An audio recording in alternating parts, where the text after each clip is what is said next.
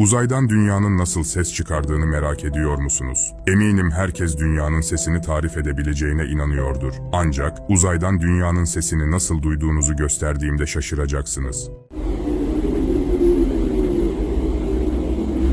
Peki şimdi, gezegenimizi tehdit eden bu tür bir kuyruklu yıldızın, uzayda başıboş dolaşırken çıkardığı sesleri dinleyelim.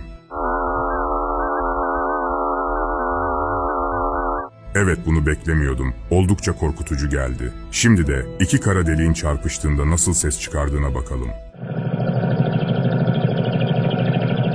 Gerçekten inanılmaz. Uzaydaki kurtarıcı ağabeyimiz olan Jüpiter'in yıldırım fırtınalarıyla dolu bünyesinden nasıl sesler yükseliyor acaba?